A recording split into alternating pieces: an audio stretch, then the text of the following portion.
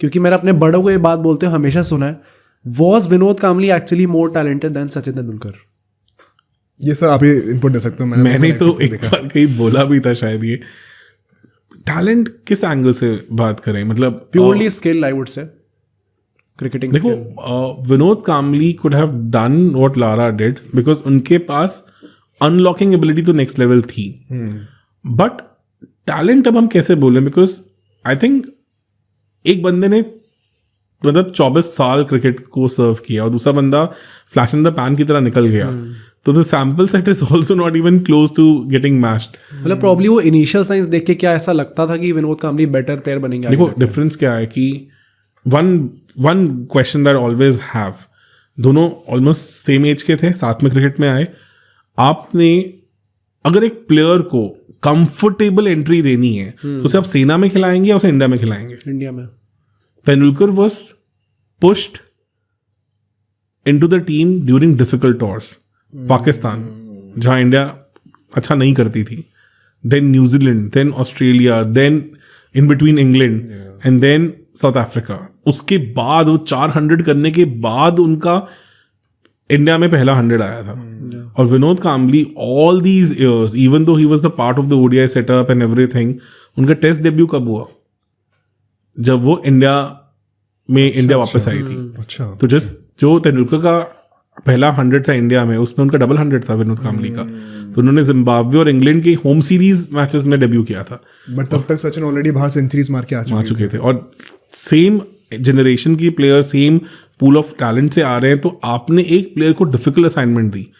5 ऐसे international tours खिलवाए जो उस एरा के सबसे डिफिकल्ट टूर्स थे। करेक्ट। और उसमें भी वेस्ट इंडीज टूर तक पे भी आप उनको पुश करते करते रह गए थे। मतलब उनका डेब्यू मतलब 89 में वेस्ट इंडीज टूर पे भी हो सकता था।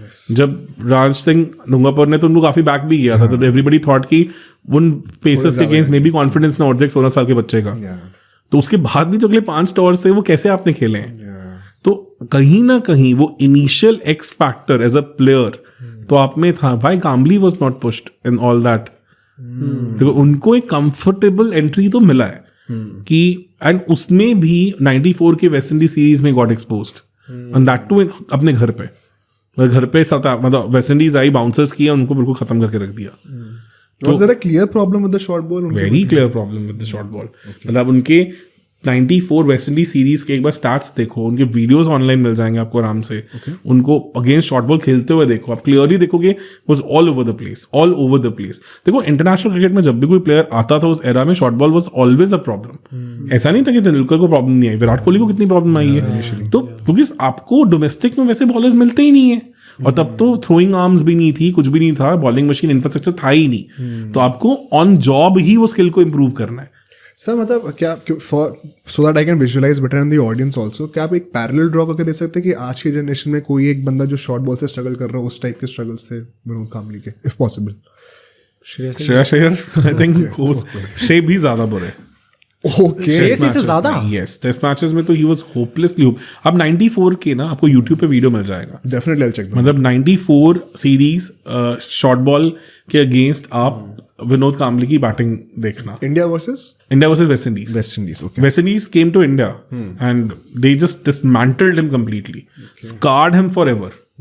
और उसके बाद नो डाउट उन्होंने ग्लिम्सेस दिखाए। उन्होंने 96 वर्ल्ड कप में कर्टली एम्ब्रोज को पुल पे छक्का भी मारा हुआ है। अच्छा। अगर आपने वो वीडियो देखा हो तो आई थिंक ग्वालियर में मैच था, and he played a good important knock in that match. और वो डिफिकल्ट मतलब बहुत स्पाइसी विकेट थी। मतलब उसमें 170 समथिंग पे आउट हो गया था वेस्ट इंडीज, और इंडिया वाज आल्सो स्ट्रगलिंग। मतलब Jadeja was bowled by Ambrose, Sidhu was bowled by Ambrose, Tendulkar के तो अच्छे खासे कैचेस छोड़े थे उस मैच में।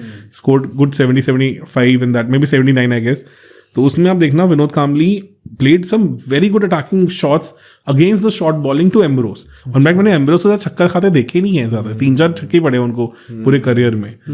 तो obviously he kind of made a comeback also with that कि मैंने इस चीज पे काम किया है। उसके बाद उनकी प्रॉब्लम क्या आ गई थी कि वो शफल बहुत ज्यादा करने लग गए थे। उसके कारण होता क्या, मैंने इस पर एक वीडियो में बनाया था कि सुरेश रैना ने भी क्या किया, when you are struggling with short ball आप 2 चीजें करते हो। ईदर यू मूव आउट ताकि आप फील्ड को एक्सेस करने लग जाओ, या आप inside the line of the ball आ जाते हो ताकि फाइन लेग वाले एरियाज आ जाए। उसमें क्या हो जाता है, आपका लेग स्टम्प एक्सपोज होना शुरू हो जाता है। शफलिंग में तो आप LBW बोल्ड के कैंडिडेट ज्यादा बन जाते हो या डाउन द लेग कैच के भी कैंडिडेट ज्यादा बन जाते हो. तो he I think Suresh Raina struggles would mirror better with what Kambli went through. Very interesting. इसमें से मैं एक और सागा ऐड करना चाहता हूँ. One second, we were researching for one of the podcast, उसमें मैंने 1996 वर्ल्ड कप के बारे में ही पढ़ा था, एंड वो आपका पहला वर्ल्ड कप था जो आपने देखना शुरू किया था. तो उसमें सर विनोद कामली के एंगल से मैंने क्या नोटिस करा था, ये बहुत सालों बाद की बात है. आई थिंक ये जब उन्होंने एक न्यूज़ चैनल की बात है, वो पब्लिकली रोए थे, आपको भी शायद पता होगा वो चीज़, सेमीफाइनल्स में. या वो चीज़ तो मुझे याद है, वो मैंने देखी थी टीवी पे उस टाइम पर. तो उनका ये कहना था कि उनका एक सेटअप था. अजीत वाडेकर जो कि उस टाइम पे टीम के कोच थे, मैनेजर थे, वो कहते हैं कि उन्होंने बाद में एक इंटरव्यू में कहा था कि Vinod Kambli new things that were going under the rug. उस टाइम पे अजरुद्दीन कैप्टन थे, एंड उनको जानबूझ के निकाला गया. आई डोंट नो, क्योंकि मुझे इसकी बैकग्राउंड नहीं पता बिल्कुल भी. 1996 में तो ये पब्लिकली आए भी नहीं. 96 में प्रॉब्लम क्या हुई? 96 में 2 ऐसे बड़े स्टार्स आ गए, इनफैक्ट 3 ऐसे बड़े स्टार्स आ गए जिनको कामली मैच नहीं कर पाए. अच्छा. Dravid, Ganguly, Laxman. Okay. Do you think so? The kind of service that these three have given to the Indian cricket, Uncomparable. उसमें आप अब ये सोचो, Lakshman never even had that luxury of playing ODI cricket, even though he was ultra talented as a player. मतलब Australia में तो लोग बोलते हैं कि आप ऐसे प्लेयर को बाहर कैसे बैठा सकते हो, तो he never got that chance. उन्होंने कोई वर्ल्ड कप नहीं खेला लक्ष्मण ने. तो मतलब आप सोचो कि अगर ये 3 लेजेंडरी प्लेयर्स जो इतने हम्बल, डेडिकेटेड, स्किलफुल, एवरीथिंग थे, उनके होते हुए do you think so middle order में चांस भी था कामली का पेनिट्रेट करने का? और ये 96 में हुआ साथ में. जस्ट उसके बाद वर्ल्ड कप के बाद इंग्लैंड टूर था, वहां पे हमें दोनों ये डिस्कवर हो गए थे, गांगुली और द्रविड़, और उसके जस्ट बाद थोड़ी लक्ष्मण भी आ गए थे पिक्चर में. साउथ अफ्रीका सीरीज उसके बाद उसमें लक्ष्मण गेम 96 में. अच्छा. तो बेसिकली मतलब बेटर टैलेंट अवेलेबल था, विच इज व्हाई विनोद कामली के. आप ये सोचो ना, उन्होंने तो अमोल मजूमदार जैसे प्लेयर को एंटर नहीं होने दिया. उस एरा में तो कितने और गन प्लेयर्स गए हैं जो दिग्गज थे, could have easily played for India in any other era, but just could not. वैसे वसीम जाफर भी आगे जाके कैसे प्लेयर थे जो कि खेल सकते थे? देखो वसीम जाफर को तो अच्छे खासे चांसेस मिले, क्योंकि opening slot was always open. तो जाफर का थोड़ा प्रॉब्लम वही था कि वो अगेंस्ट जेन्युइन पेस उनका फुट मूवमेंट ट्रिगर थोड़ा लेट आता था. तो वो LBW, बोल्ड और इवन स्लिप कैच के भी कैंडिडेट बन जाते थे. साउथ अफ्रीका टूर पे इन 2006 he played a brilliant knock, West Indies में प्लेड अ ब्रिलियंट नॉक.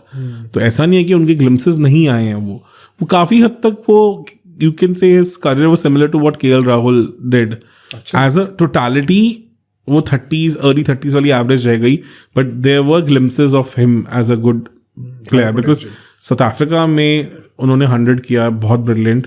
मतलब 3rd टेस्ट मैच में 2006 सीरीज में वेस्ट इंडीज में स्कोर डबल 100, इन्हें ऑलमोस्ट शायद जितवा दी थे, इन्हें जीती गई थी. तो he did well. Even I think मतलब 2008 टेस्ट सीरीज भी ऑस्ट्रेलिया में खेले थे, तब ब्रेटली ने थोड़ा उनको एक्सपोज किया था. But there were glimpses of him as a batter, but overall अगर आप इन टोटलिटी देखते हो तो वो नहीं दिखता बड़ा पैकेज.